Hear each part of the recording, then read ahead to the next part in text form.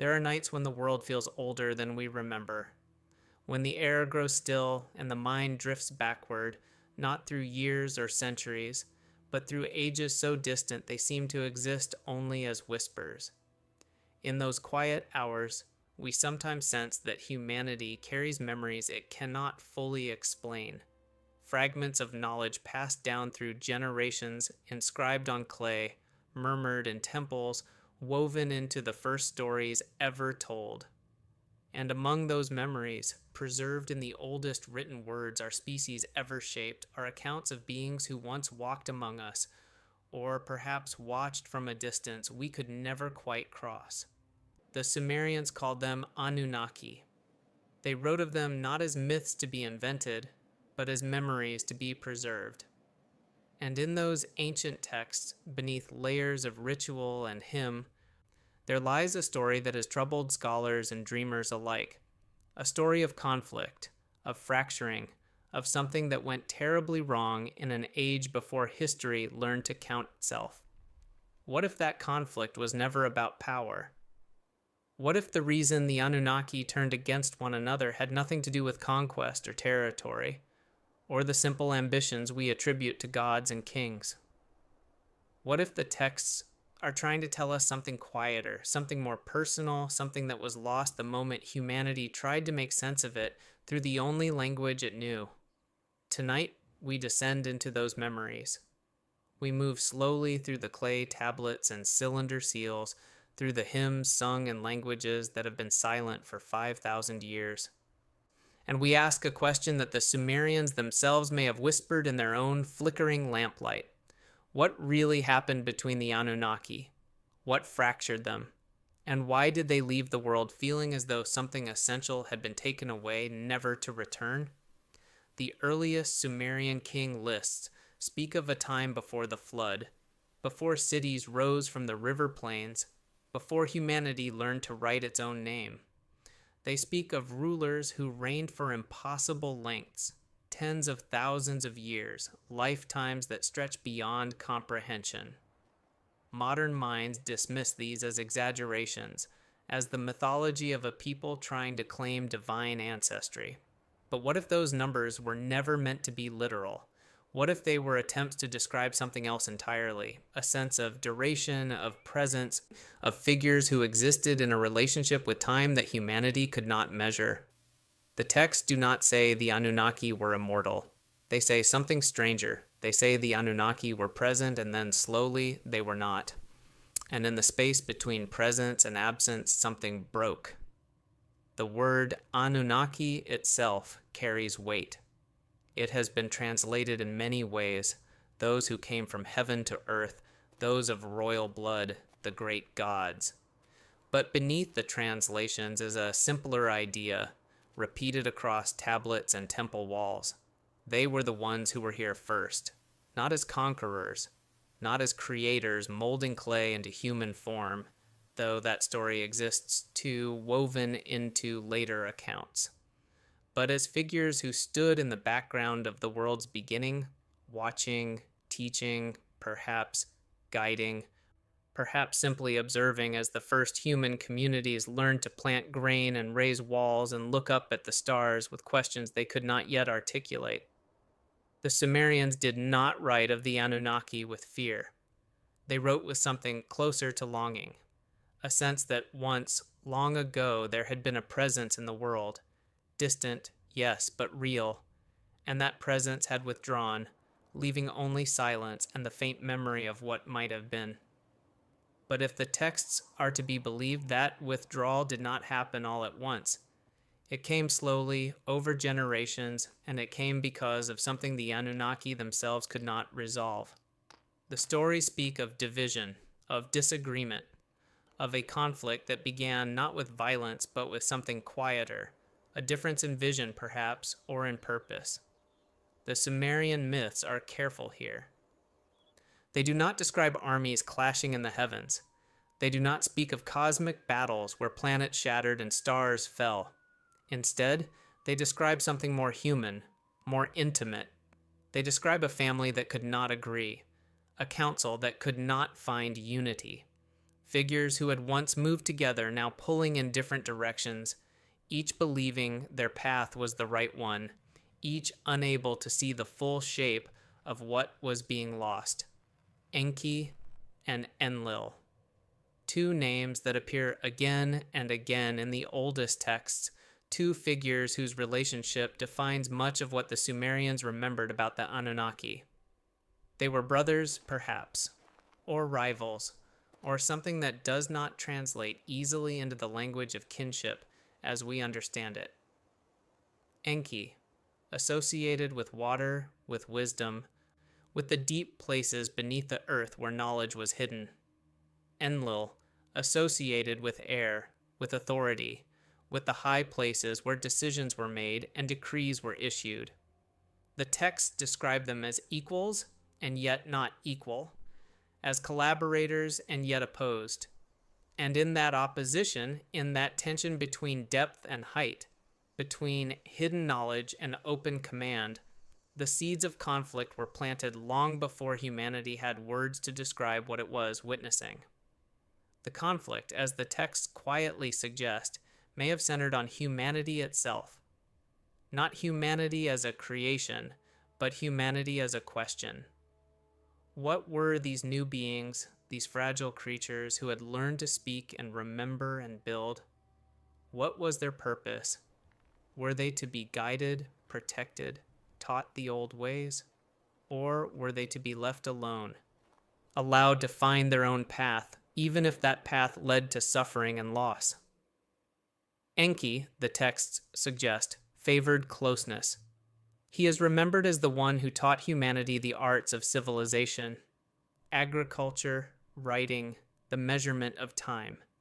He is the one who in the old flood stories warned a single man to build a boat and save what could be saved when the waters rose. He did not ask permission. He simply acted, believing that humanity deserved a chance to survive, to continue, to become whatever it might become. Enlil, by contrast, is remembered differently. Not as cruel, but as distant. As one who believed that humanity had been given enough, and that to intervene further would be to interfere with something that must unfold on its own terms. The flood stories cast him as the one who allowed the waters to rise, who did not warn, who watched as the world drowned. But the texts do not frame this as malice. They frame it as conviction, a belief that the world must be allowed to correct itself, that suffering is sometimes the only teacher, that protection, if given too freely, becomes a kind of imprisonment. He did not hate humanity. He simply believed that love, if it meant anything at all, sometimes required distance. And so the conflict began, not with declarations or battles, but with choices made in silence, decisions carried out without consultation, each figure acting according to their own understanding of what was right. Enki taught. Enlil withdrew. Enki intervened. Enlil allowed. And slowly, over generations, the other Anunnaki began to take sides, not because they were forced to, but because the question itself, what do we owe these beings? What do we owe this world? Demanded an answer. Some believed humanity should be guided carefully, brought slowly into knowledge, protected from its own fragility. Others believed humanity must be left to find its own way, even if that way led through darkness and forgetting. There was no compromise between these positions. There was only the slow, quiet fracturing of a unity that had perhaps never been as complete as later stories suggested. The texts speak of councils held in great temples, of debates that lasted through the turning of seasons. They speak of Anu, the distant father figure, who ruled from a place so far removed that his voice reached the world only as echo. They speak of Ninhursag, the mother figure, who tried to hold the family together even as it pulled apart. They speak of younger figures, Inanna, Utu, Nergal, caught between loyalties, trying to navigate a conflict they had not created but could not escape. And beneath all the names, beneath all the titles and genealogies, there is a simpler story. a story of beings who had once shared a purpose and who now could not agree on what that purpose meant, or whether it still mattered, or whether they had the right to impose it on a world that was no longer entirely theirs. The clay tablets do not tell us when the fracture became irreparable. They do not mark a single moment when the Anunnaki looked at one another and knew that something had been broken beyond mending. Instead, they describe a slow drift, a gradual pulling away, as though the distance between Enki and Enlil, between intervention and withdrawal, grew wider with each passing generation until the gap could no longer be crossed. The Sumerian scribes wrote of this with a strange mixture of sorrow and acceptance, as though they understood that some conflicts cannot be resolved, only endured. They wrote of gods who stopped speaking to one another, of councils that fell silent, of temples that once served all the Anunnaki now becoming dedicated to one alone, as though the very architecture of worship was being redrawn along the lines of an invisible divide. Perhaps the real reason the conflict began was not philosophical at all. Perhaps it was something older, something carried from whatever place the Anunnaki had come from before they arrived in Sumer, before they watched the first cities rise from the river mud. The texts hint at this occasionally in fragments that resist easy interpretation. They speak of the Anunnaki as having come from somewhere else, though they do not say where. They speak of a time before time, of decisions made in distant councils, of purposes assigned and roles accepted. And they suggest, quietly, that not all the Anunnaki had agreed with those original assignments. That some had come to this world willingly, even eagerly, while others had come with reluctance, with a sense of duty that felt more like exile than mission. Enki, in some accounts, is described as having loved this world from the beginning. The texts say he descended to the Abzu, the deep waters beneath the earth, and made it his dwelling place. He surrounded himself with the hidden things, the springs that fed the rivers, the minerals that slept in darkness, the knowledge that had not yet risen to the surface. He did not build temples in high places.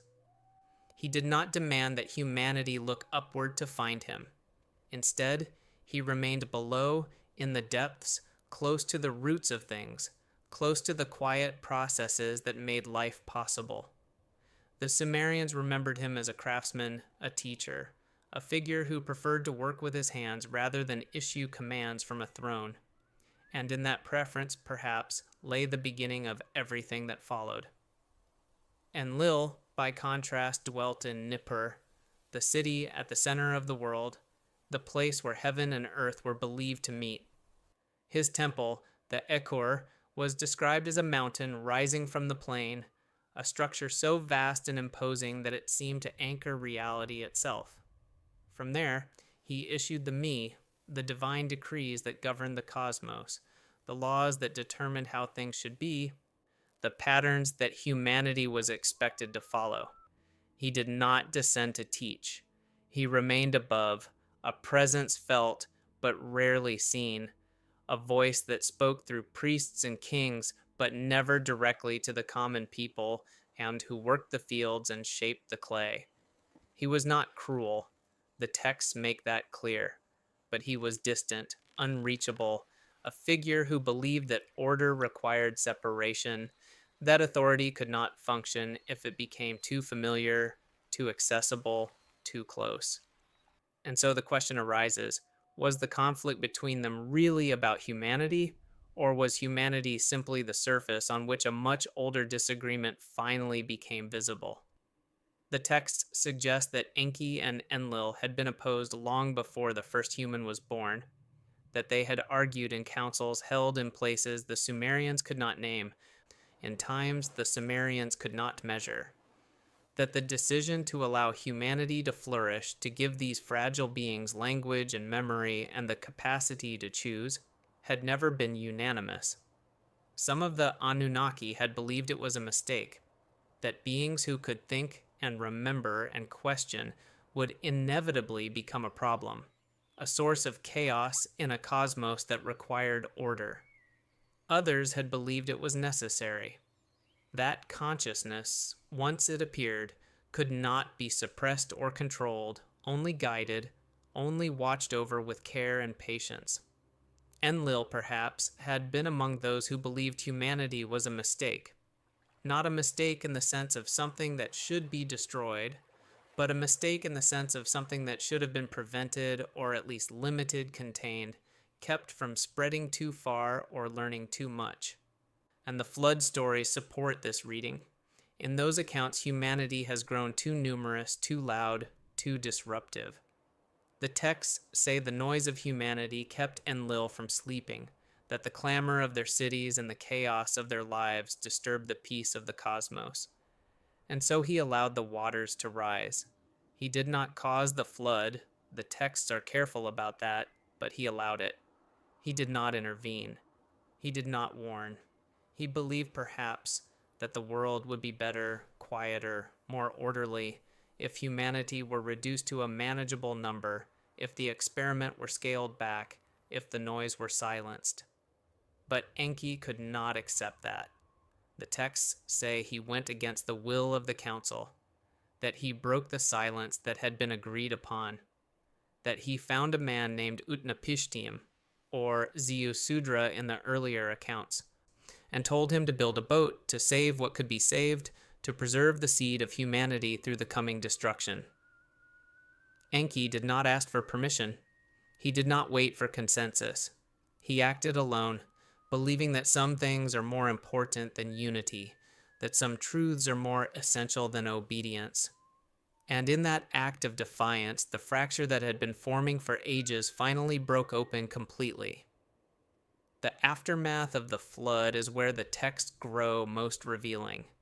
Enlil, discovering that humanity had survived, that Enki had intervened, that the world had not been cleansed as thoroughly as he had allowed, is described as being filled with rage. But it is not the rage of a tyrant whose orders have been disobeyed. It is something closer to grief. The texts describe him as weeping, as asking why the gods could not agree, as lamenting that the family of the Anunnaki had been divided by this question of what to do with humanity, whether to guide or to let go, whether to save or to allow the cleansing. His anger, such as it was, seems directed not at humanity, but at the impossibility of resolution, at the fact that he and Enki, who had perhaps once been closer than any of the others, now stood on opposite sides of a divide that could not be bridged. And Enki, for his part, offered no apology. The texts do not describe him as defiant or triumphant. They describe him as quiet, as having made his choice and accepted the consequences. He did not try to convince Enlil that he had been right. He did not argue that humanity deserved to survive. He simply stood by what he had done, as though he understood that some decisions cannot be defended with words, only with the willingness to bear the weight of having made them. And in that silence between them, in that moment when two beings who had once shared a purpose now looked at each other and saw only irreconcilable difference, the Anunnaki as a unified presence began to dissolve. The other members of the council watched this unfold with their own divided loyalties. Ninhursag, the mother figure, is described as trying to mediate, trying to remind both Enki and Enlil of what they had once been to each other, of the ages they had spent in agreement before this world became the ground of their separation. But her efforts, the texts suggest, were met with polite acknowledgement and no real change. The divide had gone too deep. It was no longer about one decision or one act of defiance. It was about something fundamental, about whether beings who possessed great knowledge and great power had the right to use that knowledge and power to shape the destiny of others, or whether such shaping, no matter how well-intentioned, was itself a kind of violation. Inanna, the youngest and perhaps the most human of the Anunnaki, is described as being caught between her grandfather Anu's distant authority and her own love for the world she had come to know. The texts portray her as restless, ambitious, passionate, unable to accept the quiet withdrawal that Enlil seemed to advocate. unable to accept the careful intervention that Enki practiced. She wanted more. She wanted engagement, presence, direct participation in the unfolding drama of humanity's rise. And yet she found herself increasingly isolated. As the older Anunnaki pulled back, as Enki descended deeper into the Abzu, as Enlil retreated further into the high silence of Nippur, as the family that had once gathered in councils now scattered to their own domains, their own temples, their own separate understandings of what it meant to be Anunnaki in a world that was no longer solely theirs. The conflict, then, was not a war. It was a slow disintegration, a recognition that unity, once broken over a question that admitted no compromise, could not be restored simply by wishing it so. The Anunnaki did not fight one another with weapons. They did not cast each other down or wage battles in the heavens. They simply grew apart. They stopped speaking. They stopped gathering. They retreated into their own spheres of influence and allowed the distances between them to widen until those distances became permanent. The Sumerian texts begin to change in tone after the flood. The hymns and prayers that once addressed the Anunnaki as a collective, as a unified presence watching over the world, gradually shift to address individual figures in isolation. Temples that had once acknowledged the entire council now bore the name of a single deity, as though the very act of worship had been fractured along the same lines that divided the gods themselves. The people who carved these texts into clay did not seem confused by this development. They wrote as though they understood, perhaps better than we do, that families break apart, that councils dissolve, that even beings of immense knowledge and power can reach points of disagreement from which there is no return. They wrote with a kind of resigned awareness, as though they had watched something precious slip away and could do nothing but record its passing. What the texts describe in the centuries following the flood is not the absence of the Anunnaki, but their gradual withdrawal into separation. Enki remained in the Abzu, in the deep waters, continuing his work with humanity, but doing so more quietly now, through intermediaries, through priests who claimed to hear his voice in dreams, through kings who were given knowledge and visions rather than through direct teaching. He did not stop caring. The texts make that clear, but he became more careful, more selective, as though he had learned that intervention carried a cost not just for himself, but for the entire structure of the Anunnaki presence in the world. He had acted alone once, and in doing so had proven that unity was an illusion. Now he acted alone still, but with the understanding that he was building something separate, something that could endure even after the last of the Anunnaki had withdrawn completely. Enlil, too, became more remote. The texts describe his voice as growing fainter, his presence in Nippur as less tangible. The kings of Sumer still claimed to rule by his authority, still traveled to Nippur to receive his blessing, but the descriptions of these encounters grow increasingly formulaic, as though they had become ritual rather than genuine contact. Enlil had not abandoned the world. He had simply accepted what he had perhaps always believed, that humanity must be allowed to govern itself, to make its own mistakes, to find its own way through the darkness without constant guidance from above. His withdrawal was not punishment, it was permission. A recognition that the time for teaching had passed, that whatever humanity would become, it would have to become on its own terms. The other Anunnaki followed these patterns in their own ways. Ninhursag, the mother figure who had tried to hold the family together, is described in later texts as retreating to the edges of the world, to the wild places where civilization had not yet reached, where she could continue her work of nurturing life without being drawn into the conflicts that had torn the council apart. Utu, the sun figure, maintained his daily journey across the sky, but the texts describe him as silent now, as fulfilling his function without the warmth of personal engagement, as though he had become a principle rather than a presence.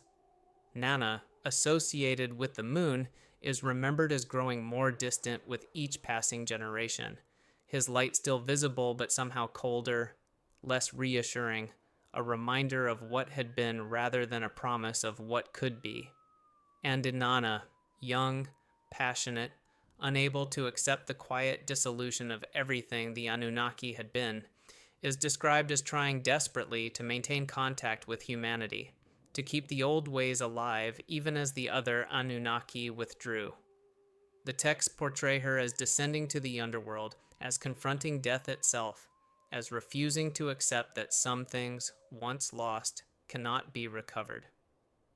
Her journey to the land of the dead, her stripping away of power and authority at each of the 7 gates, her death and resurrection, these stories can be read as mythology, as seasonal allegory, as the cycle of the harvest, but they can also be read as something more personal, as the story of a being who could not accept that the age of the Anunnaki was ending, who tried to break the rules that governed even the gods, who believed that if she could pass through death and return, perhaps the unity that had been lost could also be restored.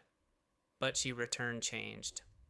The texts describe her as darker after her resurrection, more dangerous, more unpredictable. She demanded a substitute, someone to take her place in the underworld, as though even she had to accept that some prices must be paid, some losses must be acknowledged. And in her transformation from the bright young goddess of love and war into something more complex and shadowed, we see reflected the larger transformation of the Anunnaki themselves, from a unified presence guiding humanity with shared purpose to a scattered collection of individuals, each pursuing their own path, each carrying the weight of what had been broken and could not be mended.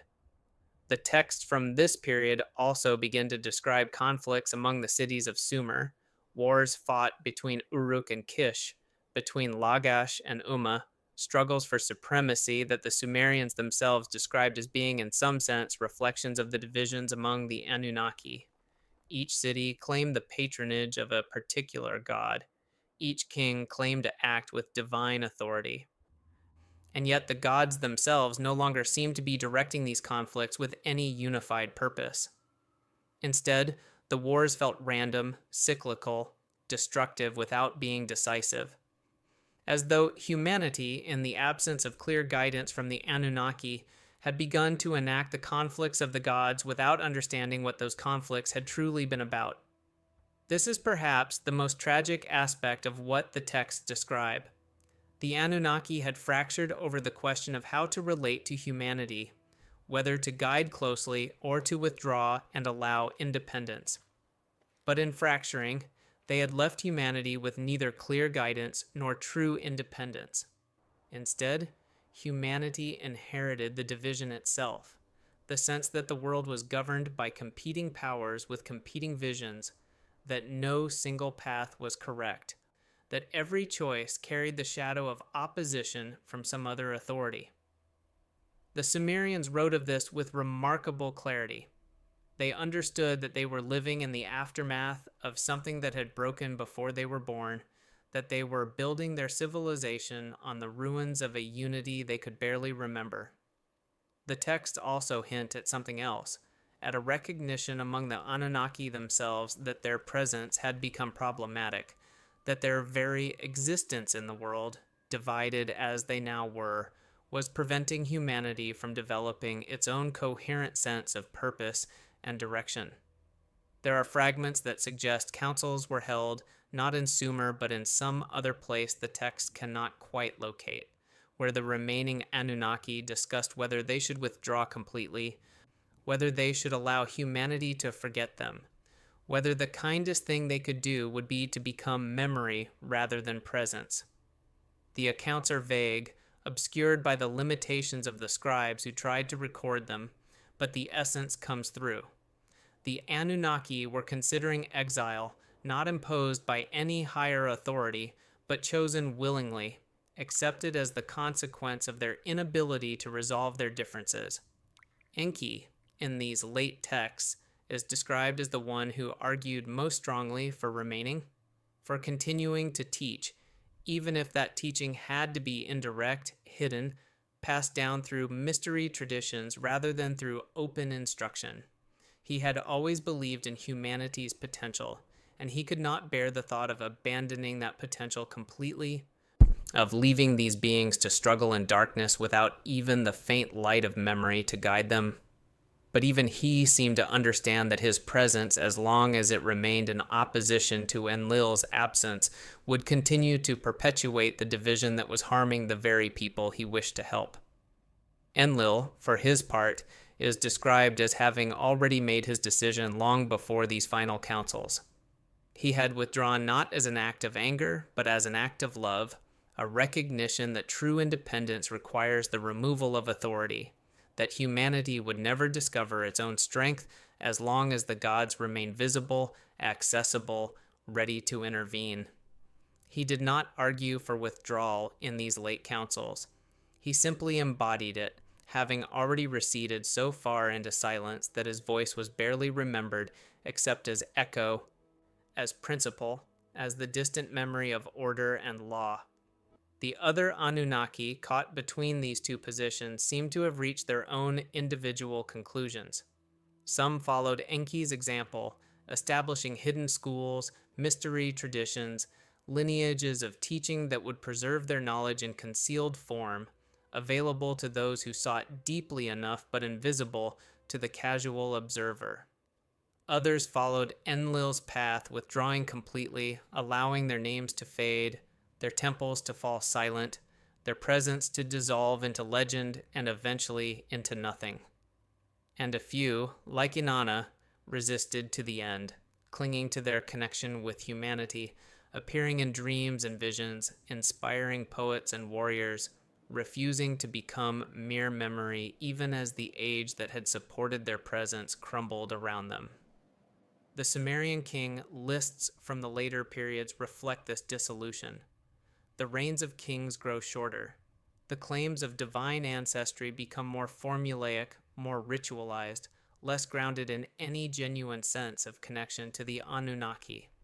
The texts describe kings who still traveled to Nippur to receive Enlil's blessing, but who returned with only words, only formulas, only the empty shell of what had once been genuine contact.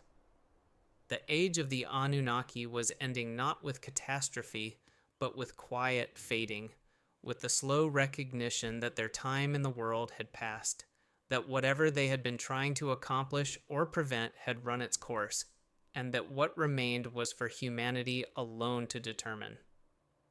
What the Sumerian texts preserve in their final references to the Anunnaki is not anger or resentment, but something closer to bewilderment. The scribes who carved these late hymns and prayers seem to have been grappling with a question they could not fully articulate. Why had the gods grown silent? Not absent. The texts do not describe abandonment, but silent, as though they were still present somewhere in the fabric of the world, but no longer willing or able to speak. The temples remained. The rituals continued. The priests still performed their offices, still made their offerings, still recited the old formulas. But the sense of reciprocity, of genuine exchange between humanity and the Anunnaki, had faded into something more like remembrance, more like the careful preservation of forms whose meaning had slipped away. There is a text from the city of Eridu, one of the oldest settlements in Sumer, that describes Enki sitting alone in the Abzu, surrounded by the deep waters, no longer teaching, no longer crafting, simply remaining. The hymn addresses him with respect and longing, asking why he no longer rises to the surface, why he no longer shares his wisdom with the priests who gather at his temple. And the response the text gives, whether imagined by the scribe or preserved from some older source, is remarkable in its simplicity. Enki does not say he has abandoned humanity. He does not say he has been forbidden to teach. He says only that the time for teaching has passed, that what humanity needed to learn has been given, and that what remains must be discovered rather than taught, must be earned through effort and failure rather than received as gift. This idea That knowledge must be earned rather than given appears repeatedly in the late Sumerian texts, and it suggests a profound shift in how the Anunnaki understood their relationship with humanity. In the earliest accounts, the Anunnaki are described as teachers, as figures who actively instructed humanity in the arts of civilization. But in these later texts, they speak of having withdrawn that direct teaching, not out of cruelty, but out of recognition that continuous teaching creates dependency, that beings who are always guided never learn to guide themselves, that wisdom, if it is to mean anything, must be chosen and pursued rather than simply accepted. Enlil's silence, viewed through this lens, becomes not rejection, but trust, a belief that humanity had been given enough, that the foundations had been laid, and that to continue providing guidance would be to prevent the very development he had always believed was necessary. The texts describe him as having faith, a strange word to use for a god, but that is what the Sumerian conveys. Faith that humanity would find its way, would build on what had been given, would eventually surpass even the Anunnaki themselves if allowed to grow without interference. His withdrawal was not the opposite of love. It was perhaps the deepest expression of it, the willingness to step back and allow the ones you have taught to face the world on their own terms, even knowing they will stumble, even knowing they will suffer, even knowing that much will be lost before it can be found again. But this understanding came at a cost that the texts acknowledge with remarkable honesty. The cost was loneliness. And not humanity's loneliness, though that too is described in the hymns and lamentations, but the loneliness of the Anunnaki themselves. The texts suggest that in withdrawing from humanity, the Anunnaki also withdrew from each other, that the fracture that had divided Enki and Enlil had spread through the entire family until each member was isolated in their own domain, their own understanding, their own separate decision about what withdrawal should mean. They had been unable to agree on how to love humanity, and in that inability, they had lost the capacity to remain together, to maintain the unity that had once defined them. There is a fragment from Nippur, damaged and difficult to interpret, that describes a final gathering of the Anunnaki. Not all of them. The text suggests that many had already departed, had already retreated so far into silence that they could not be called back, but enough to constitute a council, enough to make decisions that would bind whatever remained of their collective presence. The fragment describes debates that lasted through cycles of the moon, arguments that circled endlessly without resolution, until finally someone, the text does not say who, proposed that they accept what had become obvious. They could not agree, would never agree, and that the kindest thing they could do, both for humanity and for themselves, would be to acknowledge the fracture openly rather than pretending unity still existed. The proposal, according to the fragment, was met with silence. Not rejection, but silence. As though each of the Anunnaki present understood that to accept this proposal would be to accept the end of something that had existed since before time was measured, since before the first human had looked up at the stars and wondered what lay beyond. The text describes this silence as lasting a long time, as though even beings who had lived through ages found this moment difficult to endure. And then, one by one, the Anunnaki departed the council, not in anger, not in triumph or defeat, simply in acceptance. They left without making a formal decree, without establishing rules for their withdrawal, without creating a plan for how their absence would be managed. They simply went to their own places and did not return. What followed, the texts suggest, was not immediate catastrophe, but gradual erosion. The cities of Sumer continued to function. Kings still ruled. Priests still performed rituals. Farmers still worked the fields. Life went on. But something essential had changed. The hymns from this period describe a world that felt less stable, less grounded, as though the foundations that had supported everything were quietly dissolving beneath the surface. The certainties that had guided earlier generations, the sense that the gods were watching, that the cosmos had order, that human actions mattered in some larger scheme, began to feel less reliable. Not because the Anunnaki had become hostile, but because they had become silent, and silence can be interpreted in countless ways, none of them entirely comforting. The conflict between Enki and Enlil, then, becomes something larger than a dispute between two figures. It becomes a question about the nature of relationship itself, about whether love requires presence or allows absence, whether teaching means continuous guidance or the provision of tools followed by withdrawal, whether family means enforced unity or the acceptance of irreconcilable difference. The Sumerian texts do not answer these questions. They simply hold them, preserve them, pass them down through generations of scribes who copied the old stories even when the world those stories described had faded into memory. There are accounts from the very late period of Sumerian civilization that describe individuals who claim to have encountered the Anunnaki in dreams, in visions, in moments of profound stillness when the boundaries between the human world and whatever lay beyond seemed momentarily thin. These accounts are fragmentary and often dismissed by scholars as the fantasies of a culture in decline, grasping for connection with a past it had idealized beyond recognition. But the accounts themselves are strangely consistent. They describe the Anunnaki not as mighty beings radiating power, but as figures marked by sorrow, by weariness, by a kind of resigned acceptance that their time had passed.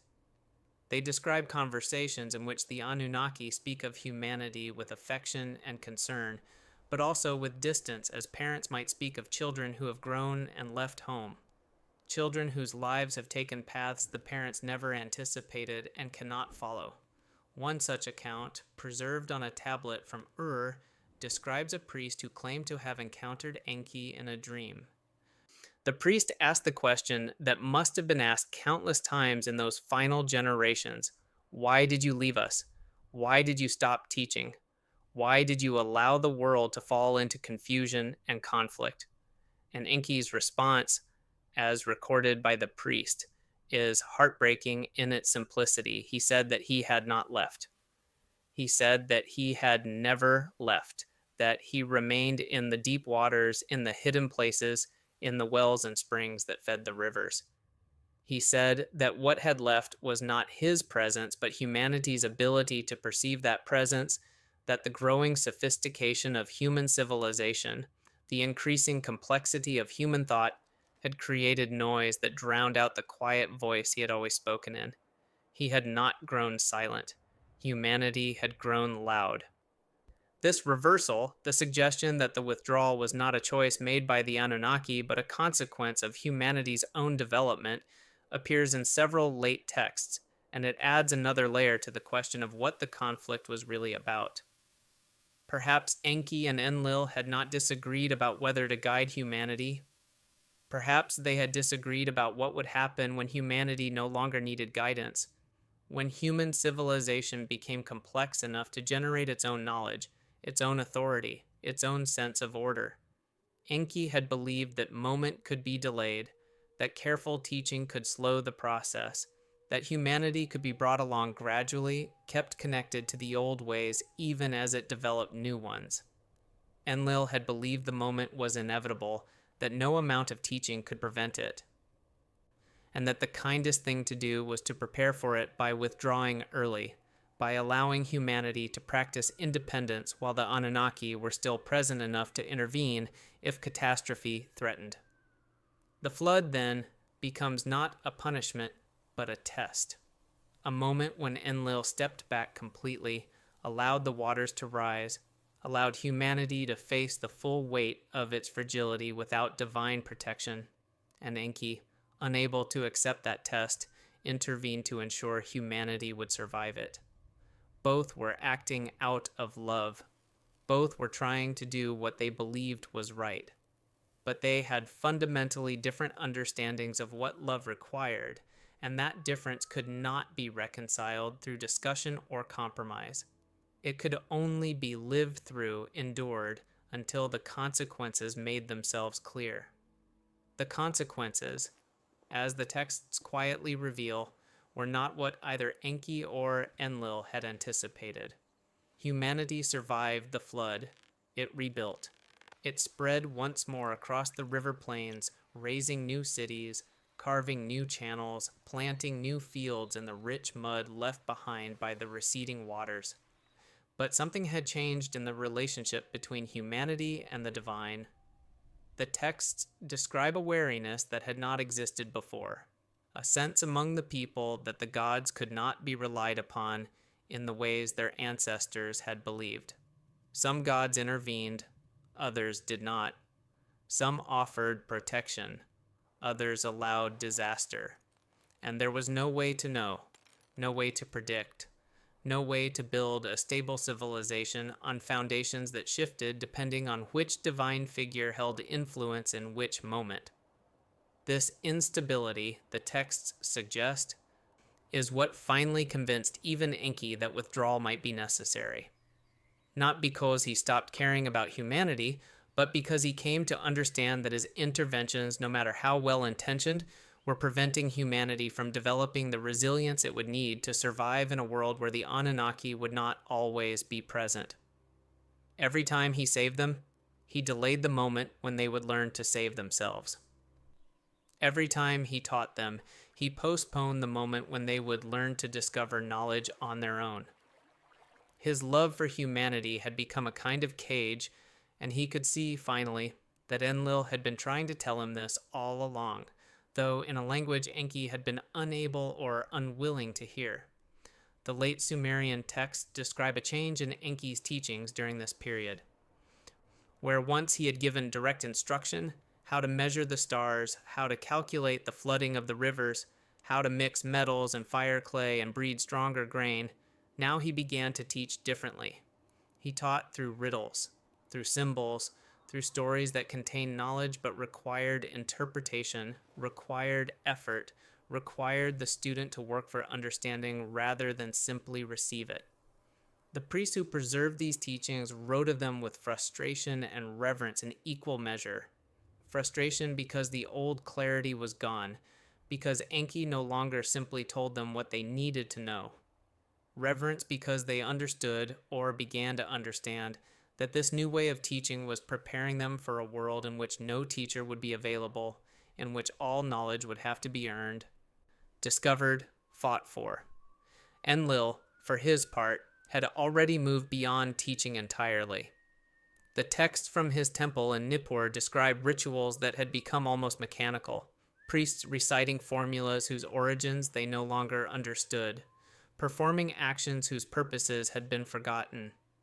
The rituals still worked, in the sense that they maintained order, that they provided structure for the community, that they gave people something to hold on to in a world that felt increasingly uncertain. But they no longer carried the sense of connection, of genuine exchange between humanity and divinity that had characterized the earlier periods. Enlil had become a principle rather than a presence, the principle of order, of law, of structure, and perhaps that had been his intention all along, to reduce himself to an idea that humanity could carry forward even after he himself had faded completely. The other Anunnaki followed their own paths through this long twilight. Ninhursag, the mother figure, is described in the late texts as having retreated to the mountains, to the wild places where human civilization had not yet imposed its geometry on the land.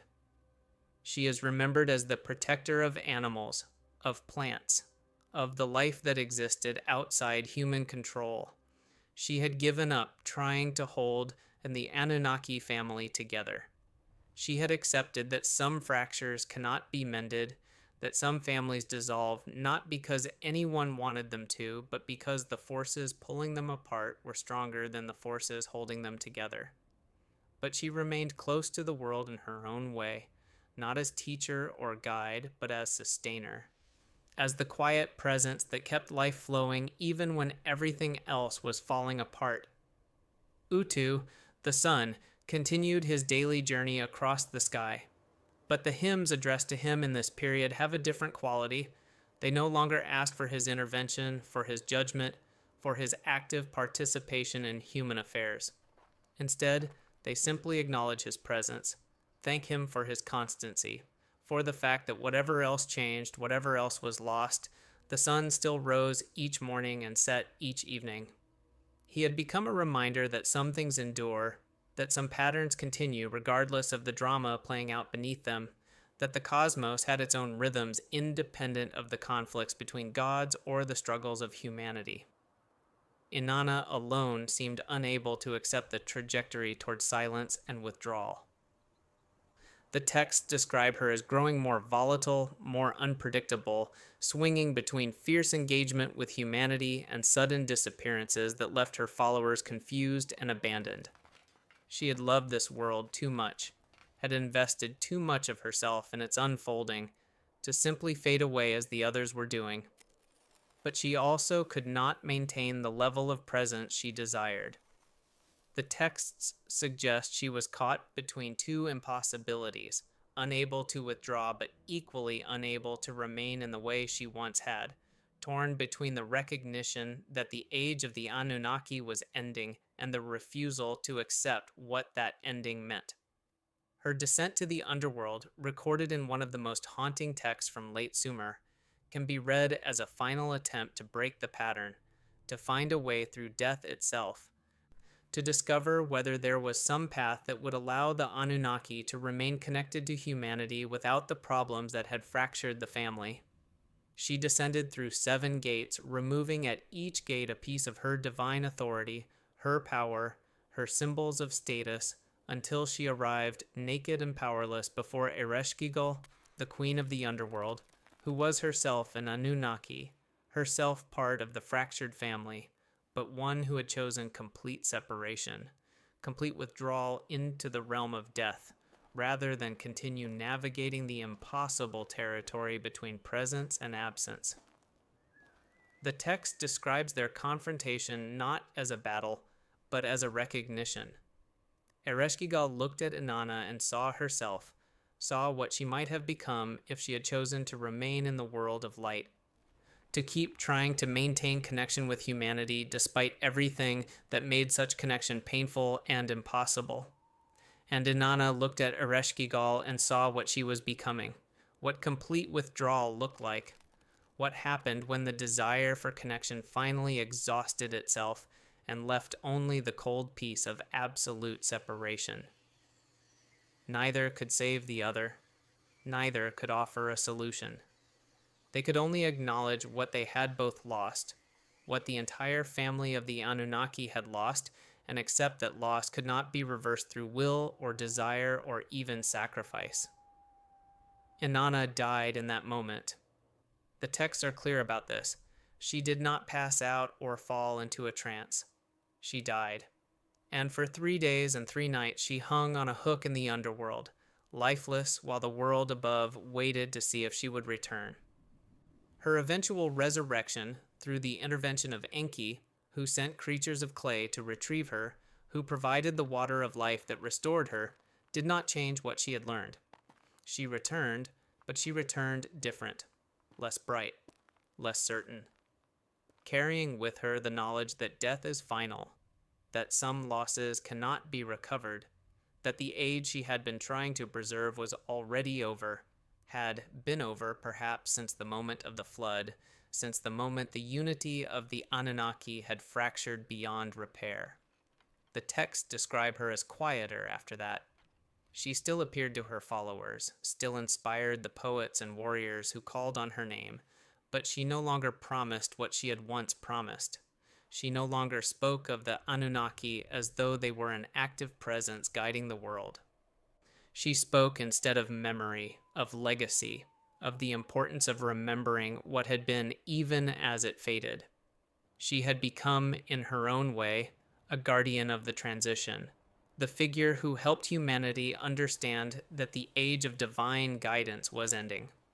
that what came next would be something new, something that would have to be built without the constant presence of the gods who had once walked among them or watched from above.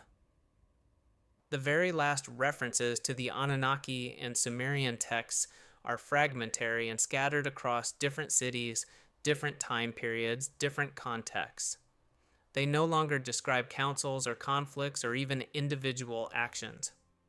They simply acknowledge, in brief phrases embedded in longer hymns, that the Anunnaki exist, that they remain somewhere, that they have not ceased to be, even though they have ceased to be present in the ways they once were. The texts speak of them as dwelling in distant places, the mountains, the deep waters, the far reaches of the sky, not as exile, but as chosen removal, as though they had decided collectively or perhaps individually without coordination that the time had come to allow humanity to stand alone. There is a prayer from the city of Lagash, one of the last texts written in Sumerian before the language itself began to fade from use, that addresses the Anunnaki as ancestors rather than as active gods. It thanks them for what they gave: the knowledge of writing, of agriculture, of law, of astronomy, all the foundations of civilization. It acknowledges that their presence shaped everything humanity had become. But it also releases them. It says, in language that is both formal and deeply personal, that humanity understands the gods are weary, that the burden of guiding such difficult, such fractious, such unpredictable beings has been heavy, and that it is time for both gods and humans to rest from the effort of maintaining connection. The prayer does not ask for anything. It simply offers gratitude and permission to go, permission to withdraw, permission to become memory. And the text suggests that the Anunnaki accepted this permission. Not all at once, not through any formal ceremony or collective decision, but gradually, over generations, they allowed their presence to fade, their voices to quiet, their intervention to cease, until what remained was only the memory of what they had been and the civilization they had helped humanity build. So we return to the question that has moved through these memories like water through stone. What was the real reason the Anunnaki conflict began? The Sumerian text, when read with patience and care, suggests an answer that is both simple and profound. The conflict began because beings who possessed great knowledge and great power could not agree on what love required. Not love in some abstract cosmic sense, but love for these specific beings, humanity, who had emerged in a world that Anunnaki had known long before humans learned to speak their own names. Enki believed love meant presence, teaching, intervention, the willingness to guide even when guidance became difficult, even when it created dependency. And Lil believed love meant distance, trust, withdrawal, the courage to step back and allow those you care for to face the world on their own terms, even knowing they would suffer, even knowing much would be lost. Neither was wrong. Neither was right.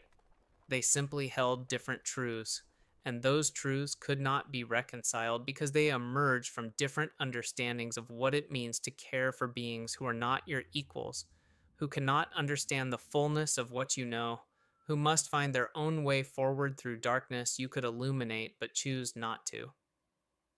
The conflict was not about power or territory or divine politics. It was about something more intimate and more painful. The recognition that even beings who had shared purpose for ages beyond counting could reach a point where they could no longer walk the same path, where every step one took in what felt like the right direction moved them further from the other until the distance became permanent. What the texts preserve, then, is not the story of gods who abandoned humanity, but the story of beings who loved humanity so deeply that their disagreement about how to express that love fractured their own unity beyond repair. They did not withdraw because they stopped caring.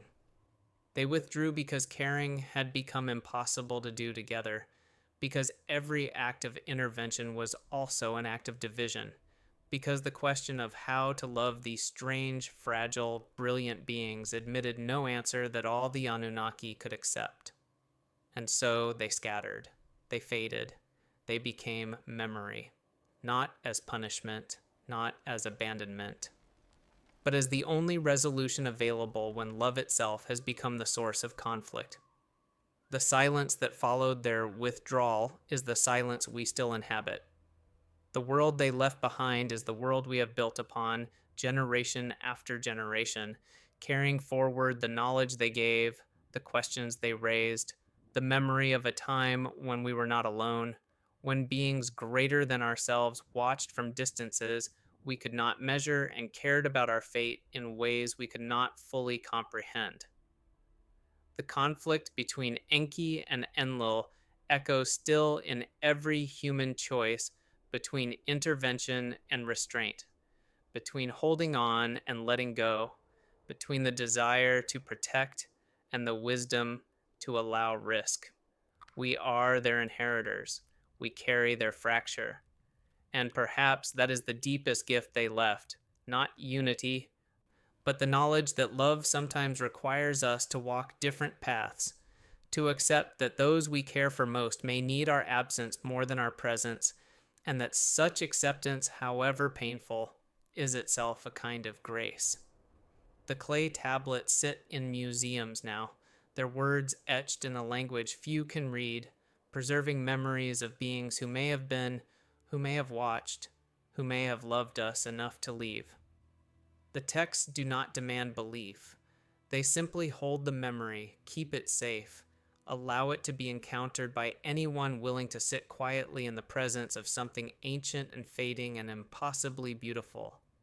And in that quiet encounter, in the space between what is claimed and what is wondered, the Anunnaki remain, not as gods, not as proof, but as possibility, as echo, as the faint sense that once, long ago, we were seen, we were known, and we were loved enough to be allowed to become whatever we would become alone.